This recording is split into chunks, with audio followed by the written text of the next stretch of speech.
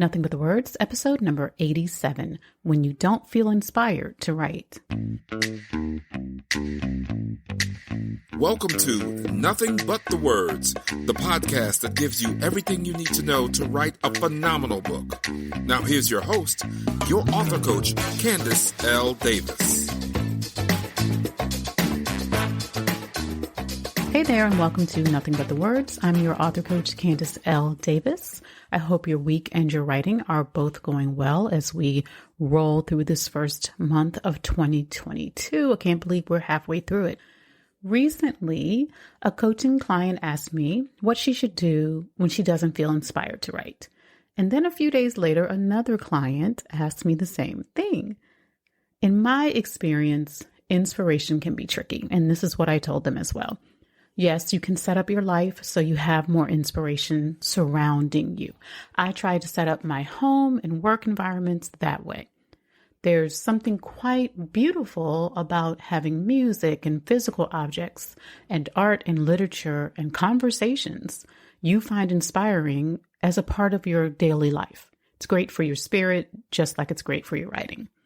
And there's nothing quite like the feeling of sitting down to write when you know the words are just waiting to flow from your fingertips. That's what inspiration feels like. Maybe a friend says something that triggers a thought of exactly what you need to write for your next chapter. Maybe you happen to get 10 minutes to yourself that day, and your brain finally has a chance to make new connections and come up with new ideas. So you're practically itching to get to your laptop or your notebook and start writing. You're making voice notes in your phone because you can't wait. Those are the kind of golden days authors welcome and celebrate. But what happens on the days when you sit down to write and you've got nothing, when you just don't feel inspired? If you have a traditional book deal, your next deadline with your publishing company might loom over you with enough threat to get you typing, but that deadline might be weeks away. Or you might be going the route of indie publishing with no one to answer to but the author you see in the mirror.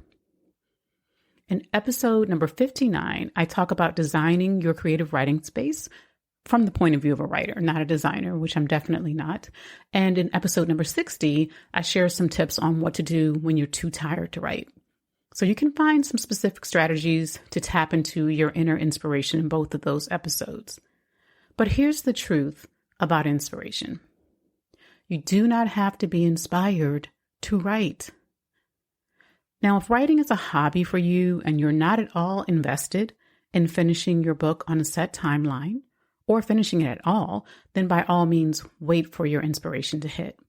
Hobbies are meant to be relaxing diversions, no pressure, no stress, few demands. If, however, you're committed to writing your book, if it's important to you for whatever reasons that matter to you, then you cannot rely on inspiration to get you through the weeks and months and yes, sometimes even years it takes to write a world-class book. I encourage my clients to work on the writing schedule that best serves them and fits their lifestyle. But once you've set that schedule up, you've still got to sit down and get the writing done. The first thing I'd invite you to do when you don't feel inspired is to acknowledge that and allow it.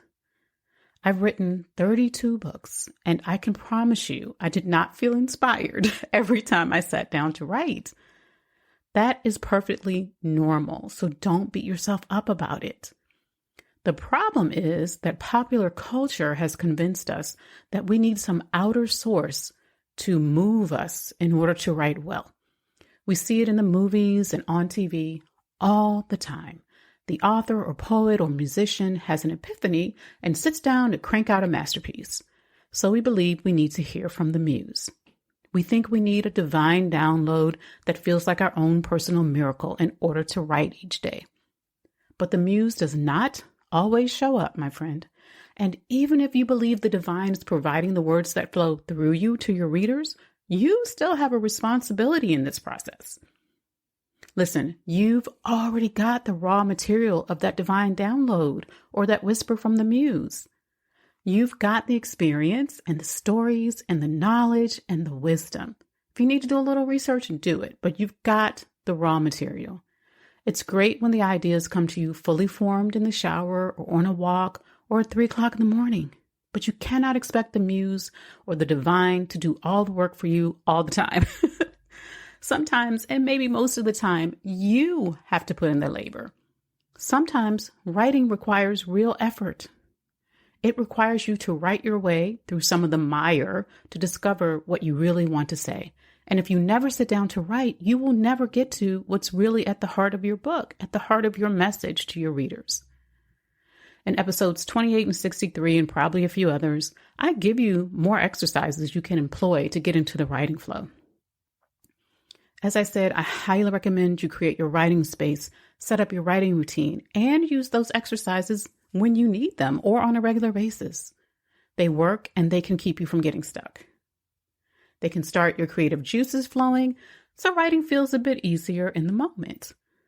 But I want to give you a little tough love and remind you that you are writing your book for a purpose. And that purpose can't get fulfilled until you finish writing this book. There's some reader waiting for what you have to give them. And you're also waiting for your book. You're waiting for the way writing it will transform you and the results you'll get in your own life or your business from becoming a successful author. Don't let a lack of inspiration become an excuse for procrastination, friend. You deserve better than that. If this is the time you're supposed to sit down and write, then barring fire, flood, or blood, sit down and write. It may not feel easy at first. It may feel like heavy lifting for a few minutes or even the whole time. And that's okay. Don't be afraid of effort. Just because something requires exertion doesn't mean it has to be difficult or painful. You can still enjoy it. You can still enjoy the writing process. Surrender to the effort. Embrace the fact that you are doing the work of creation. If you've done solid pre-writing preparation, then you have a plan. And this is what will carry you through when you're not particularly inspired. Review your purpose for your book, how it will serve you, and how it will serve your reader. Really get them into your spirit. Pick a section from your outline and then start writing. The sooner you can stop fighting the idea that you have to exert yourself a bit, the less painful that exertion will be. And if you haven't done that pre-writing work, say for instance, you don't have an outline of any sort for your book, but you plan to be finished writing it by the end of the year, then I suggest you stop right where you are in the writing process and go back and lay a solid foundation. Writing your book can be fun. A lot of the time, you can enjoy the process. It may come easily at moments, but it always requires you to do your part. Don't depend on inspiration. Don't depend on the divine. Don't depend on the muse to see you through. Depend on you and your willingness to show up for yourself and for your readers. That's all for this episode, my friends. For more writing tips and inspiration, follow me on Instagram at Candace L. Davis. Thanks for listening to Nothing But the Words. I'm your author coach, Candace L. Davis, and I'll see you next time.